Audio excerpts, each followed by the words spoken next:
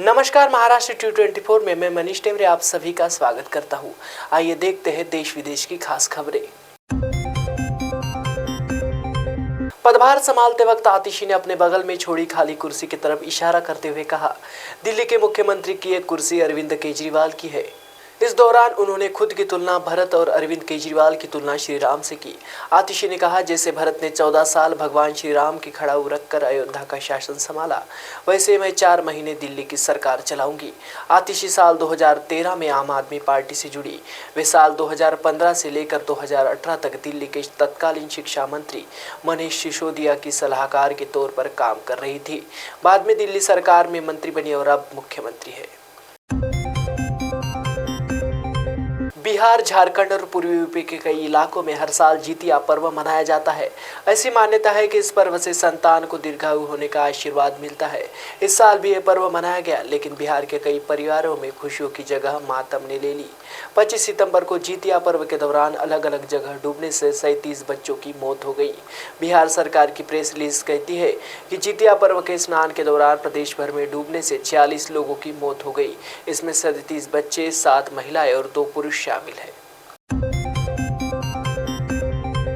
Lebanon के सबसे ताकतवर सशस्त्र ग्रुप हिजबुल्लाह के नेता हसन नसरल्लाह की इजराइल हमले में मौत हो गई। इजराइल ने शनिवार को दावा किया कि शुक्रवार की रात को हुए हमले में नसरल्लाह समेत हिजबुल्लाह के कई कमांडरों की मौत हो गई है। इसके काफ़ी देर बाद हिजबुल्लाह की ओर से इस खबर की पुष्टि करता एक बयान आया कि नसरल्लाह की मौत दक्षिणी हिस्से में विश्वासघाती जायनिस्ट हमले के बाद हुई। हिजबुल्लाह ने इजराइल के खिलाफ अपनी लड़ाई जारी रखने की बात कही।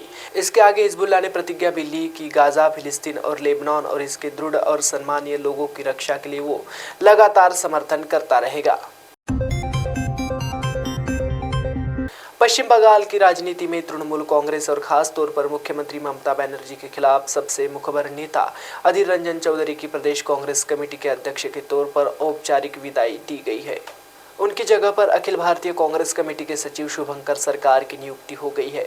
सरकार प्रदेश की पार्टी की बाकी कार्य समिति जस की तस है। पश्चिम बंगाल में अधीर रंजन चौधरी विपक्ष के एकमात्र नेता के तौर पर जाने जाते हैं, जो मुख्यमंत्री ममता बनर्जी और उनकी पार्टी की नीतियों की बढ़ चढ़कर आलोचना करते हैं।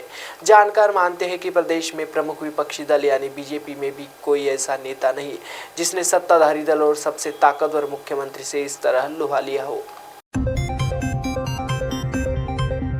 ये यकीन करना मुश्किल है कि हिजबुल्लाह के इस्तेमाल में आने वाले पेजरों और वॉकी टॉकी के हुए धमकी को सिर्फ एक हफ्ता ही बीता है। उसके बाद से अब तक हिजबुल्लाह के लिए विनाशकारी नाकामियों का एक सिलसिला चल पड़ा है, जो रुकने का नाम नहीं ले रहा। संचार नेटवर्क में बाधा, लड़ाकों पर हमले, बड़े लीडरों की हत्या और सेना के बुनियादी ढांचों पर लगातार बमबारी की वजह से हिजबुल्लाह 4 दशकों में अपनी सबसे बुरे संकट का सामना कर रहा है। अब इजराइल के रक्षा मंत्री ने कहा है कि उनका अभियान बढ़ रहा है, लेकिन यह एक बड़ी जोखिम वाली राजनीति है जिसमें हिजबुल्लाह के बदले की कार्रवाई की क्षमता को नज़रअंदाज नहीं किया जा सकता। उत्तरी कश्मीर के कोरण गांव के रहने वाले 23 साल के तुफैल अहमद भट्ट कहते हैं, नहीं हम नहीं दे सकते। इस साधारण से दिखने वाली बातचीत को ये इसका खास बनाता है, जो कि लाइन ऑफ कंट्रोल के दोनों तरफ है। अक्सर अस्थिर रहने वाले इलाके चारों ओर से पहाड़ों से घिरे हैं और भारत पाकिस्तान की सीमाओं को अलग करते हैं।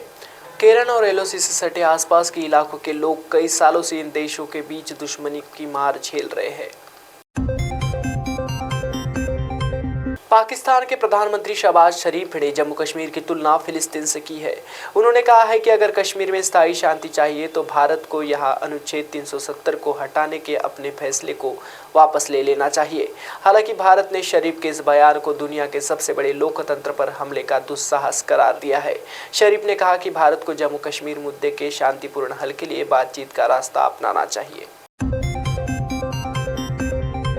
तमिलनाडु में पिछले 11 दिनों से दक्षिण कोरिया की जानी मानी इलेक्ट्रॉनिक्स कंपनी सैमसंग के लगभग 1,500 कर्मचारी हड़ताल पर है।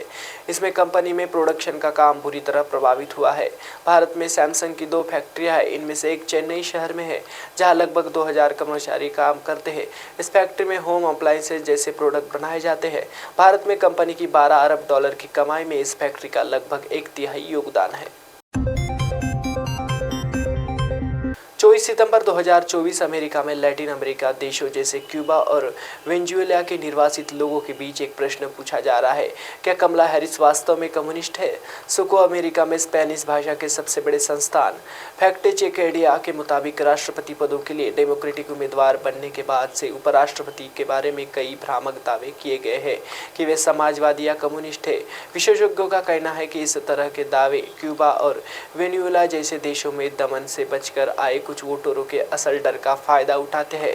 एक वायरल वीडियो ने कमला हैरिस और उनके डेमोक्रेटिक पार्टी में उपराष्ट्रपति पद उम्मीदवार टिम वॉल्ज, एक अति वामपंथी समूह रिवॉल्यूशनरी कम्युनिस्ट ऑफ अमेरिका के साइन बोर्ड के सामने सेल्फी के लिए पोज देते हुए दिखाई दे रहे हैं।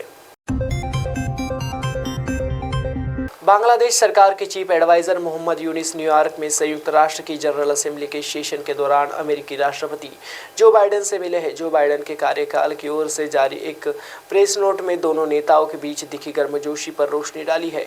अमेरिका ने कहा है कि उसे बांग्लादेश के पुनर्निर्माण के लिए और कोशिश करनी चाहिए। अगस्त में चले विरोध प्रदर्शन के बाद बांग्लादेश के प्रधानमंत्री को देश छोड़ना पड़ा था और वे भारत आ गए। उसके बाद से बांग्लादेश में एक अंतरिम सरकार अस्तित्व में आई। मोहम्मद यूनिस इसी सरकार के प्रमुख है। न्यूयॉर्क में यूनिस और बाइडेन के बीच गर्मजोशी नरेंद्र मोदी सरकार के लिए चिंता का सबब हो सकती है। आज के लिए इतना ही। ताजा खबरों के लिए देखते रहिए महाराष्ट्र T24।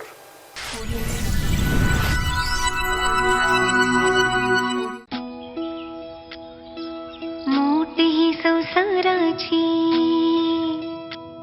तू अन्नपूर्णेची सावली,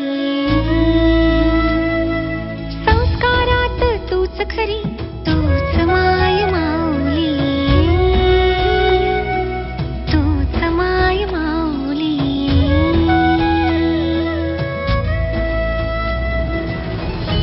राज्यातील भगिनींच्या सन्मानार्थ महाराष्ट्र शासनाची मुख्यमंत्री माझी लाडकी बहीण योजना महाराष्ट्रातील प्रत्येक पात्र महिलेच्या बँक खात्यात दर महिना 1500 रुपये जमा होणार। सन्मान बहिणींचा, सन्मान महाराष्ट्राचा।